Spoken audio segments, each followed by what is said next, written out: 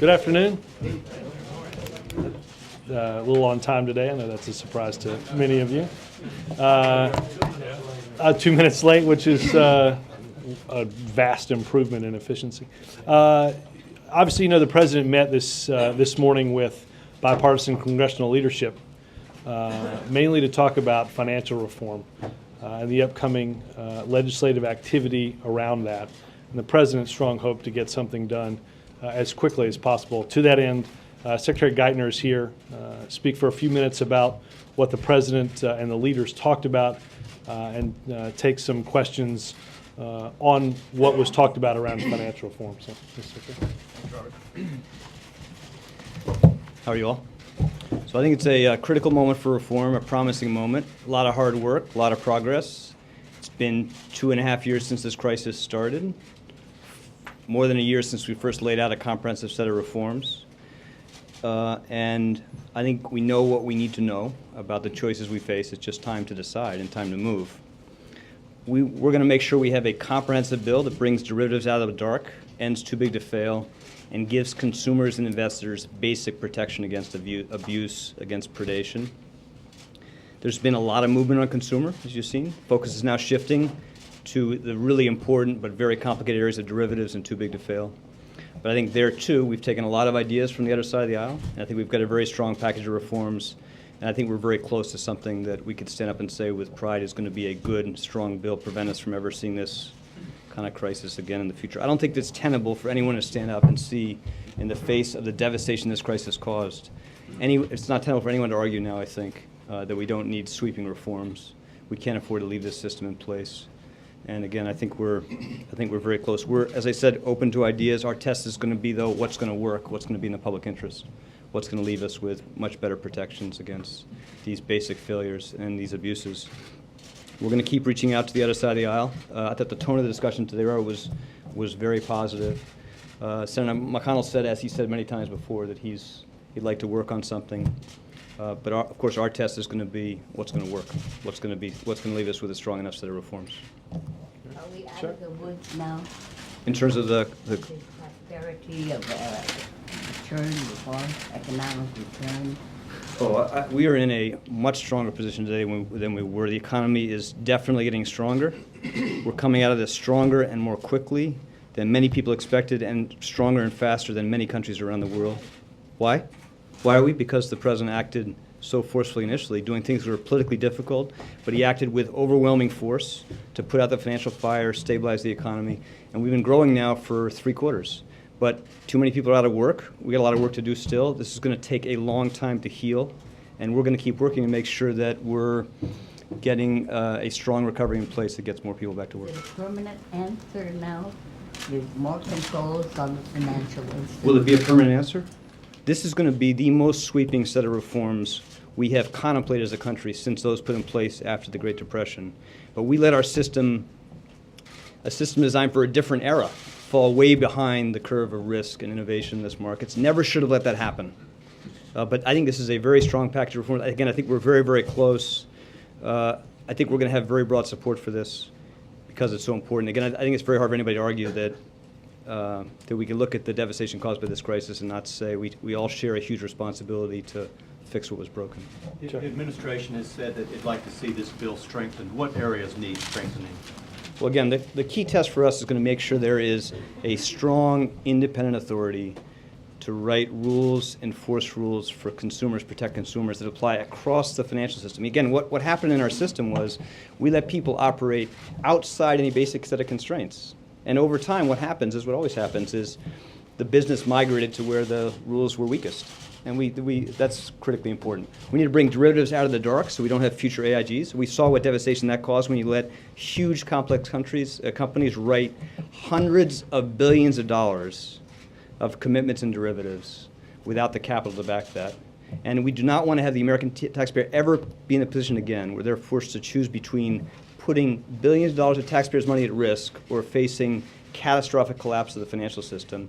Those are our three basic tests. So we're going to make sure the bill comes out in ways that is strong on each of those things. It is not weakened by loopholes which allow people to exempt themselves from stronger rules of the game. Are you recommending language to the senators? We are working, as we've been from the beginning, working very closely with Chairman Frank and Chairman Dodd to make sure this bill comes out in the strongest possible position. John? And we're working with Republicans too, as I said. You know, I've been spending a lot of time with Republicans. I'm going to continue to listen to them, open to their ideas, because again, we want to make sure we have the strongest possible set of reforms. The Republican leadership is saying that this fund that is in the bill will actually set up perpetual bailouts, and We're not. Let me just say, we will respond. not support a bill that creates that risk.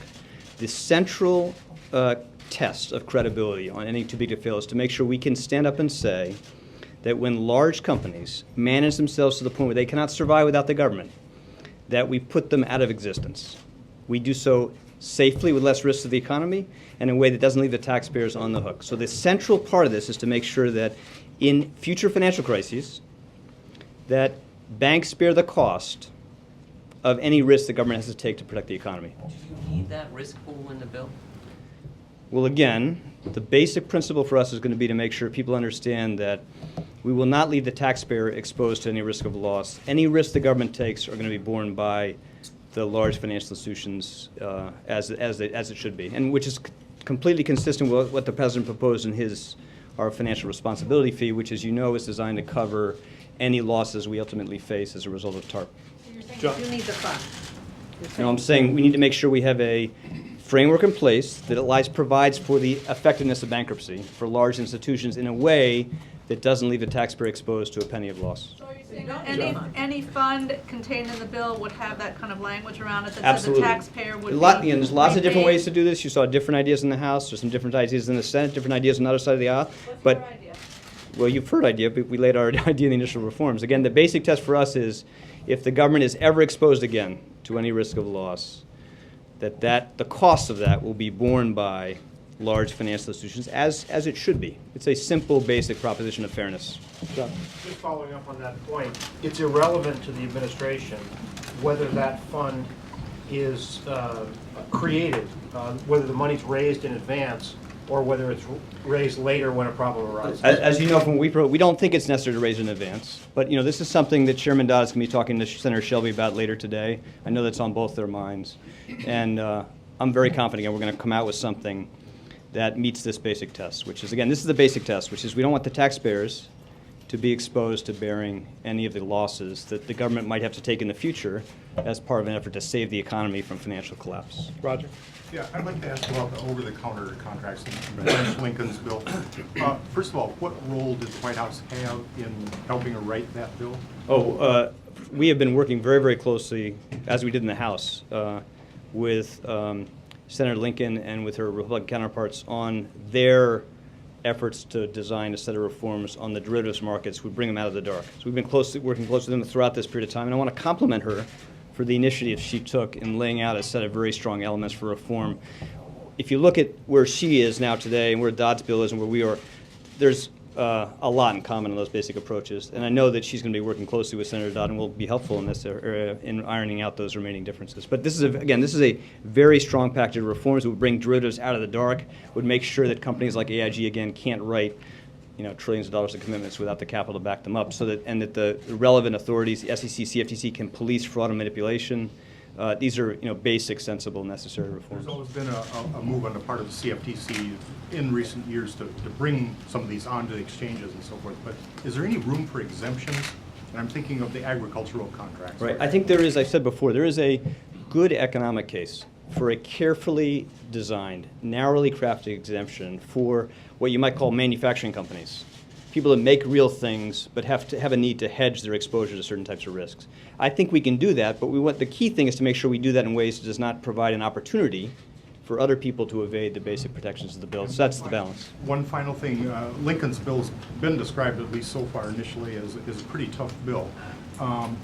Does that get you 60 votes in the Senate? Well, again, she hasn't put a bill forward, so we've got to look at the details of this stuff. But based on what she's laid out in public, it looks like a very strong bill, very close to where we are on these things. And I know that she's going to work closely with Chairman Dodd to work out the details. Roger, let me add something on the 60 votes. I think the president reiterated today that, as the secretary says, we are coming up on the anniversary of this financial crisis. We can't celebrate that anniversary with the rules from the past. That it is both good policy and good politics for both parties to come together and pass strong financial reform. The president was clear that he stands ready, as the secretary does, to work with any Democrat or any Republican to make this bill stronger. But in the name of bipartisanship, the president is not going to codify bad policy. The American people expect and deserve far more from financial reform than bad policy. Major? Mr. Secretary, one question on reg reform and one on the debt, some comments that Ben Bernanke made. On reg reform, could you respond to Republican criticism that it doesn't address to their satisfaction Fannie or Freddie, which even those who support regulatory reform believe was a precipitant cause of the crisis? And number two... Let me just say on that, of course they're right. We did not take on the broad question of reform of the GSEs or the broader housing finance market in this bill. We did that consciously. But we're beginning a process now to figure out what the most sensible set of reforms are, not just for fixing the GSEs, and we can't leave them as they are, but for looking at the broader housing finance market as a whole and make sure that's going to do a better job in the future of giving people access to affordable housing. That's going to come, but we consciously decided not to do that in this bill. Okay. Secondarily, that the proposals on the table on derivatives, Republicans say will push the trading of those instruments overseas, make them less transparent, and cost American jobs. No risk of that, and I would not support that. And we've been working very closely because of that potential challenge to make sure that European countries and others are moving with us and put in place a complementary framework, very similar protections. And we have very broad convergence with the Europeans on what we think will be an effective global framework that will avoid that risk. And on the debt, Ben Bernanke said today that under a likely tax scenario, meaning most of the Bush tax cuts extended as the president has called for, and continued relief of AMT, by 2020, the deficit of the federal government would be 9% of GDP, and federal debt would be more than 100% of GDP. Look, I didn't see his remarks. He said that would be unsustainable, and there must But be a more aggressive approach. of course, that would be unsustainable, but that's not going to happen if Congress adopts the policies the president's laid out. He's laid out a very comprehensive, detailed set of policies that would bring our deficits down dramatically over the next few years and get them much closer to the point where we're living within our means again as a country. But of course, everybody recognizes right now that we're living with unsustainable deficits. And it'll be very important to make sure that we have a strong recovery going forward, that Congress demonstrate that we're able to make some tough choices to bring those deficits down. But the policies the president laid out would bring about a very substantial, necessary, important, dramatic reduction in the deficits once we have an economy where we have a recovery in place led by the private sector that's strong enough. Matt? Secretary. Senator Dodd has said he wants to get a bill through the Senate by the end of April. What's the administration's timetable on that? There's been talk of Memorial Day. Is that feasible? I think that's something you got to talk to the majority leader about. I know he's thinking about the best strategy. Obviously, we want to move quickly, and we want to get a strong bill. And again, I think on the basis of what we've seen, we've got a very good chance of enacting the most sweeping, strongest, most comprehensive reforms we have contemplated as a country since those put in place after the Great Depression. I think we're in a good position to get there, but the timing and that kind of question is up to the majority leader. Are you confident this will be done this year? Well, I don't think it is. I don't see how. I'm a little more optimistic about our country. Again, I think we have the ability to stand up and tell the American people that we acted to fix what was broken, to put in place stronger rules with teeth that would prevent this from happening again. And I can't believe we wouldn't take that opportunity now. So I'm very confident we'll be able to get there. It's untenable that Congress would go home to campaign for re-election in November, answering questions that the same rules that were in place 2 years ago, the regulatory structure that led to what we're dealing with, that those would still be in place. I don't even think those that have clearly sided with the financial industry and want to slow this down think that's a good solution. Could I end, Robert, with just encouragement? You want to let me escape? I'm going to give you one more question. Okay. And then, I want to end with one point, but go ahead. Yeah. Go ahead. I just wanted to ask you for clarification, Republicans have claimed they've been pushed out of this process, sidelined to a certain extent. You said that there have been ideas incorporated from the other side. Could you just detail what those are? Absolutely. I mean, it's a long list. On the design of a bankruptcy process for large institutions like future AIGs, there's been a lot of careful, detailed, helpful work done by a number of Republican senators on the Banking Committee. Senator Shelby, Senator Corker, many others. Senator Gregg has been a strong supporter of making sure that the Federal Reserve, although we're going to limit their authority in important ways, that the Federal Reserve is given the authority and the accountability to constrain risk-taking by the largest financial institutions. This bill brings a revolution in terms of transparency and disclosure across the financial markets, not just in derivatives, but more broadly. That's something that, of course, you have broad support for on the Republican side. There is a long list of areas with bipartisan support throughout the process. And as you know, Chairman Dodd has worked, we're here, it's April. We started this a year ago. It's April because he has spent so much time trying to build consensus with a group of Republican senators on the Senate Banking Committee who would like to find the basis for a good, strong bill. Just, Mr. Secretary, a quick question on the mortgage modification program. Why has it not worked the way you guys said it was going to work a year ago? Oh, I want to step back a little bit and take issue with your premise. The strategy that the President embraced with respect to the housing market has been hugely successful in its most vital objective, which was, if you think back a year ago when we were all sitting here then, most people at that point were living with the real prospect that house prices across the country could fall another 20 to 30%. And what you saw very quickly, because of the actions we took, you saw house prices show a measure of stability. It's held over this, for now, like more than 9 months. That is hugely important to what's happened in the recovery. And we did that by bringing down mortgage interest rates, a whole range of areas. This is hugely beneficial to. Hold on, I'm coming to your thing. That's hugely important to the tens and tens of millions of Americans for whom their home equity values is a big measure of their financial security. In addition to that, we launched a modification program to help a set of homeowners stay in their homes. That program has now reached more than 1.1 million Americans.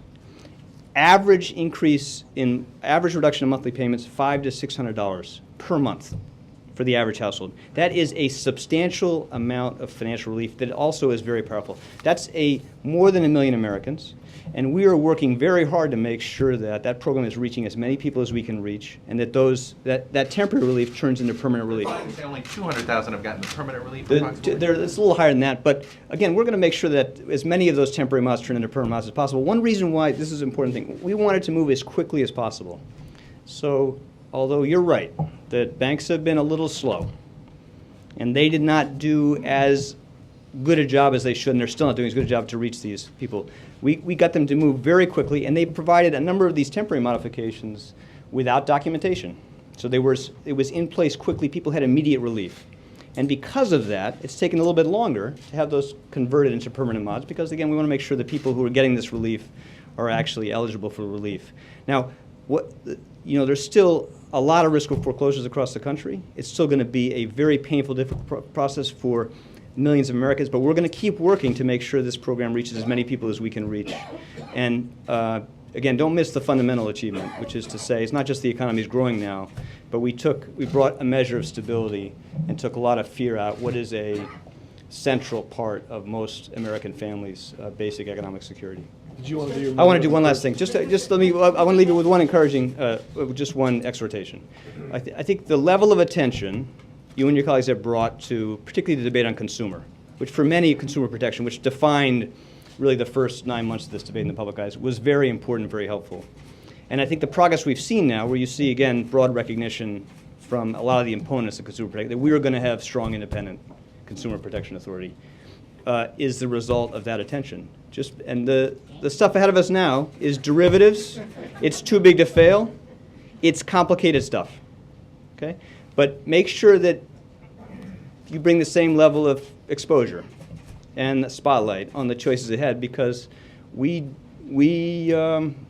think we all have an interest in resisting the efforts that are going to be made, and they're going to come still, to weaken, to exempt, to carve people out of those basic protections So I end with that compliment. Thank you guys very much. Thank you, He guys. just said something nice about the media. He's a visitor. That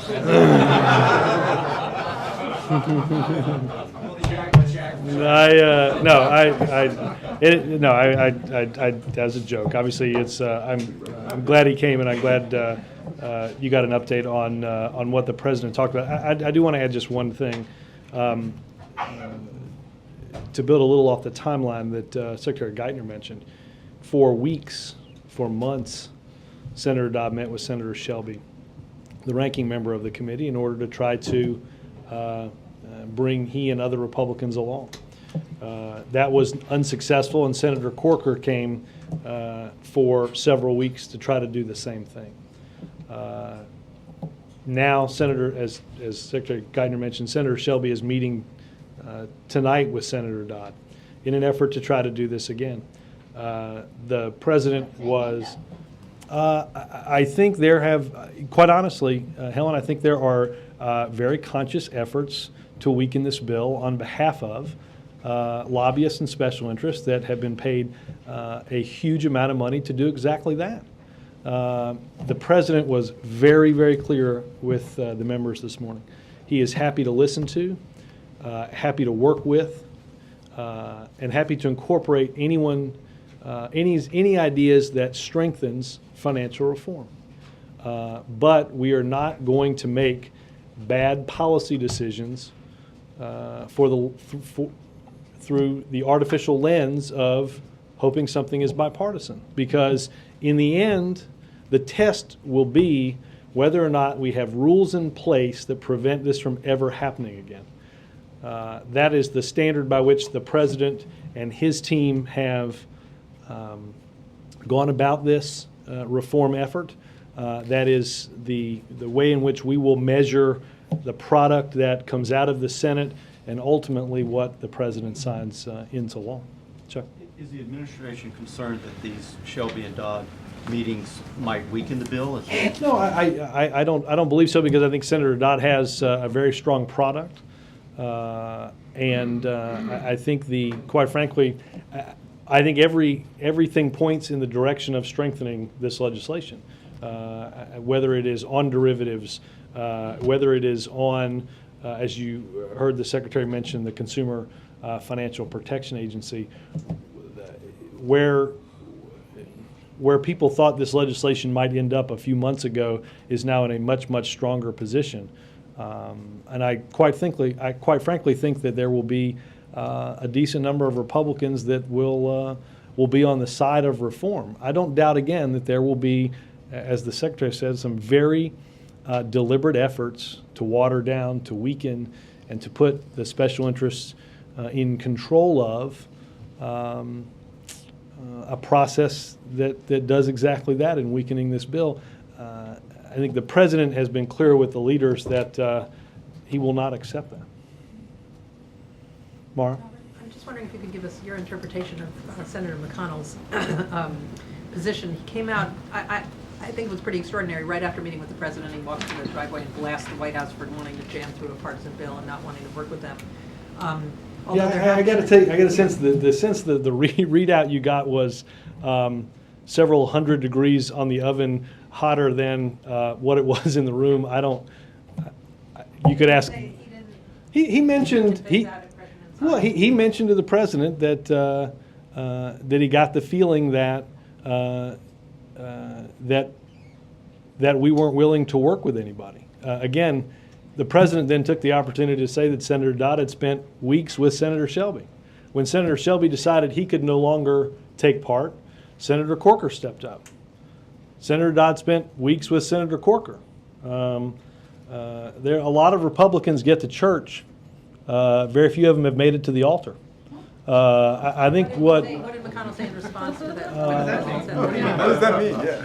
It's a fun little matter, but I mean, what do you mean by that? What I mean by that is they're not dealing in.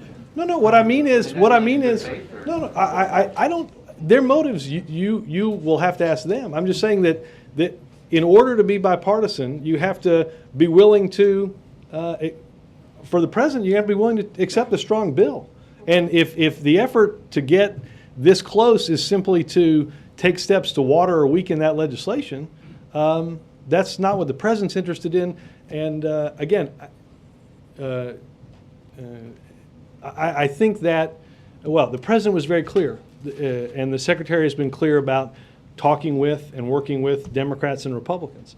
The question is whether or not Republicans, quite frankly, are going to be willing to accept some of the strong measures that might put them at odds with some of their campaign contributors. But after the president said that, what was the response from McConnell? Well, I think they both agreed that they'd be willing to sit down and work together, and the president mentioned to Senator McConnell, he said, if I'm not mistaken, I think the ranking member is meeting with the committee chair. Again, we're happy to have these conversations, but Mara, the president was very clear. We have bottom lines. We're in this debate, and the amendment procedure is not going to be, in the president's view, a race to the bottom, to weaken, to hide, to make less transparent the aspects of this legislation that the American people so rightly deserve. Just one quick follow-up on that. I mean, the talking points, or at least the charge the Republicans are making, is that this is going to lead to more taxpayer bailouts. And there is an argument, even in the left wing of the Democratic Party, that this bill isn't tough enough and it will lead to more bailouts. Well, but I'm wondering, you seem to be saying the Republicans' charge on that is insincere. I think it is. I don't think it's true. I don't. I think you heard the secretary say the president will not accept. I tell you what will lead to the taxpayers continually being on the hook, not doing anything, right? Using the same rules of the road that got us into the ditch as a roadmap for how to move forward. This legislation will end the concept of too big to fail. It will. You've heard the president discuss in the State of the Union the desire to put a fee on the very largest banks that got help through TARP, a fee to make the taxpayers whole for having, quite frankly, loaned many of these institutions money in order not to bring down the rest of the economy. So again, the president is hopeful, the secretary is hopeful that we can get a strong bipartisan bill, and I think they outlined the case that it is in everybody's interest, policy first and foremost, as well as politically, to get this done. Dan? Remember, I still want to get at what's behind this disconnect, though, between this tone, apparently agreeable tone, in the meeting with the president when they come out to the stakeout mics. It appears that the two sides are far apart, and I don't. I sat in the entire meeting. It was a very cordial meeting. I can't explain to you why they thought it wasn't, or why their readouts seemed to be, like I said, hotter than what their discussion points were. Senator McConnell mentioned financial reform. Congressman Boehner talked about the supplemental, but there wasn't an extensive, heated back and forth. Was there any heat, though? Was it intense at any time? Well, I think it was frank. I think they talked about the president talked about the desire to get the New START treaty ratified quickly. The president discussed with Senator McConnell the need to get appointments through the Senate in a far more timely on a far more timely schedule than has been thus far. I wouldn't, though. I hope I'm not jamming them up, but I don't think it was that contentious. At stakeout, it was very clear that the Democrats were very upset with how the Republicans had been holding up nominations, holding up bills, and you didn't see any of that back and forth. No, again, I will tell you that as I just said, there's no question that it was discussed that on the calendar sit 94 nominees that are out of committee, that are awaiting a vote. And I've mentioned this on countless occasions, and I'll do so again. We have nominees that have cleared committee for months. They sit there. The Republican leader insists that that Senator Reid file cloture, which starts a 30-hour clock. and at the end of that 30-hour clock, no one opposes the nominee. And then after that vote, they have an up or down vote on the nomination in which no one opposes the nominee. Whether or not that was a tactic to slow the process down during health care may be the case. As the president mentioned, we're past health care. If there are non-controversial, non-ideological nominees at the Department of Justice, the Department of Defense, the Department of Homeland Security, the Department of Treasury that are not going to be opposed either in cloture or in the process, the tradition has been that unanimous consent is provided and an up or down vote or even a voice vote is done on these nominees. And the president mentioned he didn't spend a lot of time in the Senate, but he got how the place worked. Yes, sir. Well, the response specifically on that was the president suggested that that someone go sit with someone from our team go sit directly with Senator McConnell. The president understood there are nominees that the Republicans will oppose for ideological reasons. Then there are probably 80% of the nominees that are on the calendar are likely to be those that I just discussed where there's no opposition to cloture or on their final vote. The president told Senator McConnell we would send a representative over to sit down directly with him, go through the list, and they could pick their ideological ones that they wanted to have a specific floor battle about, but that of the 94, 70 or 75 of those have traditionally just been cleared. The president said we'd send somebody over to sit down and figure out who those 70 or 75 were and get them done. And he seemed to be amenable to sitting down. On the issue of jobs, John Boehner today was hammering the administration for the promised jobs that haven't materialized, that the president, when he signed stimulus, said that there would be all these jobs, and he's saying, where are all the jobs? How do you respond to this criticism? Well, I will say this. I don't know if did he say that at the stakeout? He didn't mention that in the meeting. So I don't know if the point he was making was that he mentioned that at the meeting. The president did provide them a copy of the latest report from the Council on Economic Advisors. There are mayors in his district.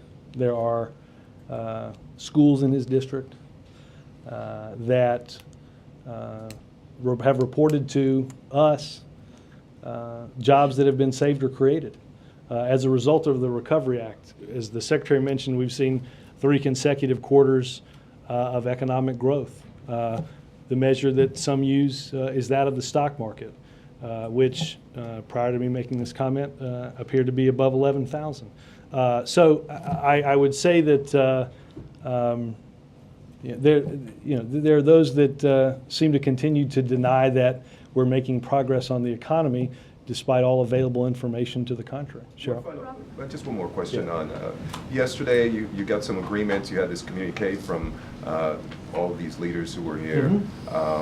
What happens going forward? What's the follow through to make sure that these agreements, these handshakes actually turn into action? Well, look, on specific, on commitments that have been specifically made, our teams will, both at NSC and DOD, as well as the State Department, will begin to work through our side of those agreements. For instance, for places like Canada and Mexico that have agreed to, over the course of time, return their highly enriched uranium to us. We have offered to provide Ukraine with technical or financial assistance in ensuring the safe transfer and ultimate disposition of their highly enriched uranium.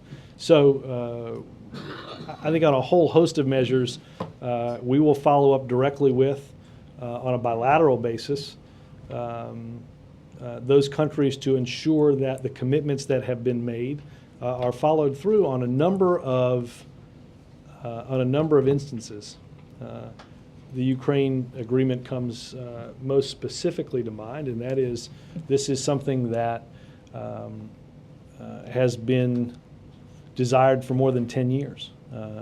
That the president received a commitment from the Ukraine leadership to try to get out almost a vast majority of their highly enriched uranium this year, and to do so before the next nuclear summit in the Republic of Korea in 2012. So there is a plan in place with staff here to begin to ensure that what we have to do on our side is carried out. Cheryl? I'm wondering if you could share with us whatever was said inside the meeting with respect to a Supreme Court nominee. The president said he wanted to bring it up. No, it was not discussed because next week there is a separate meeting with both Senate leaders and the Judiciary Committee Chair and Ranking Member.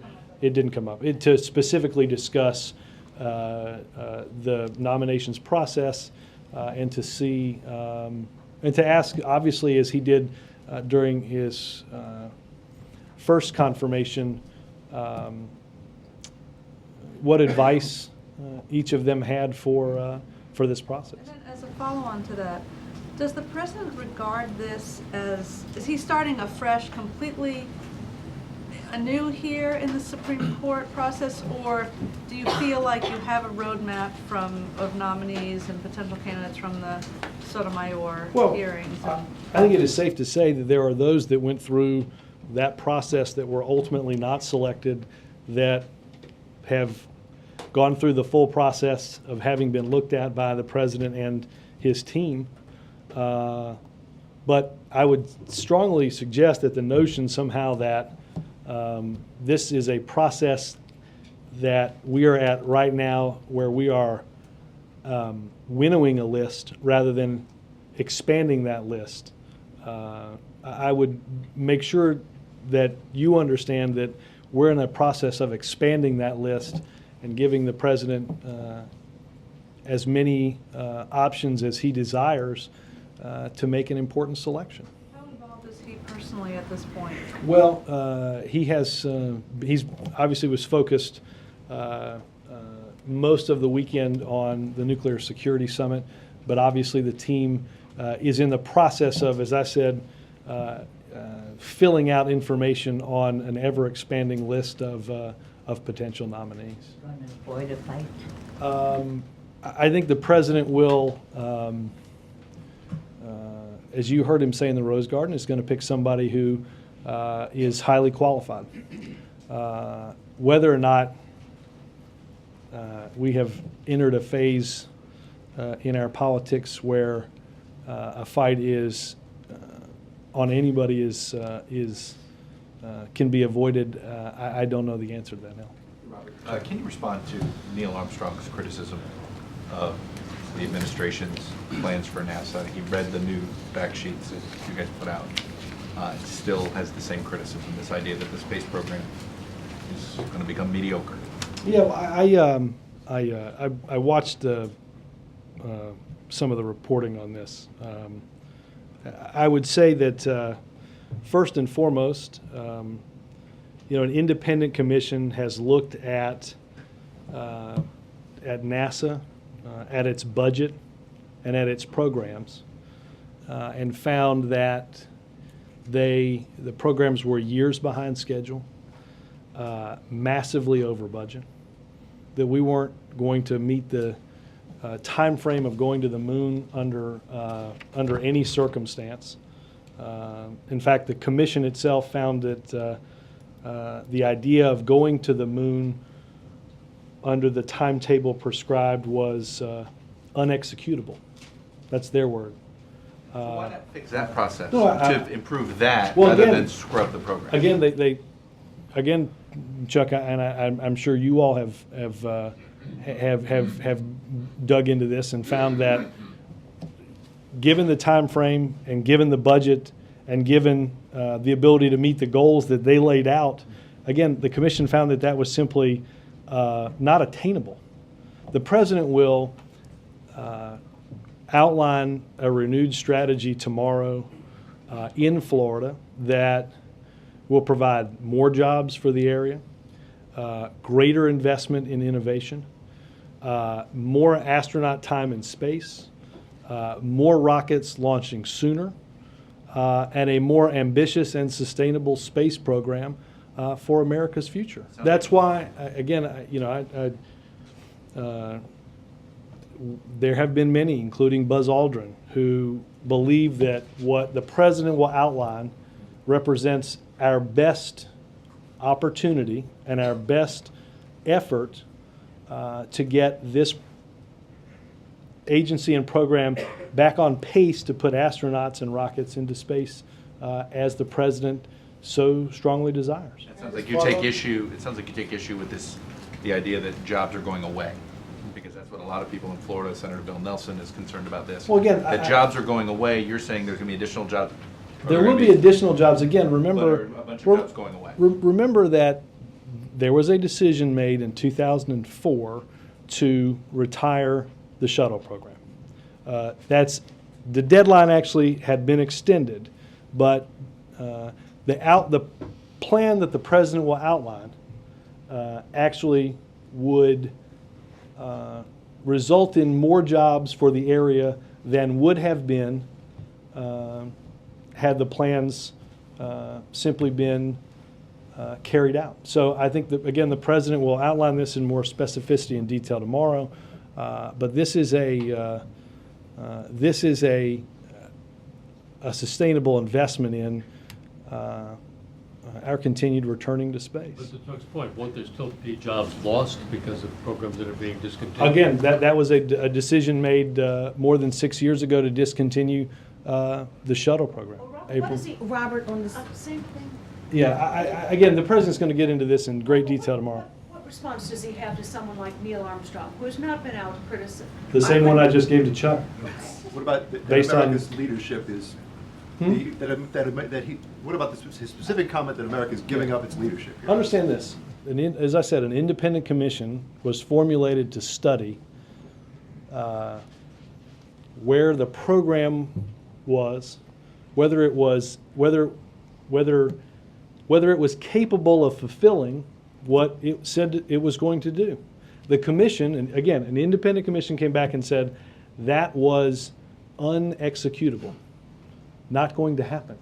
What the president has done is put in place something that is sustainable, that will return astronauts and rockets to space, increase our investment in cutting-edge research and innovation, and provide us the best opportunities.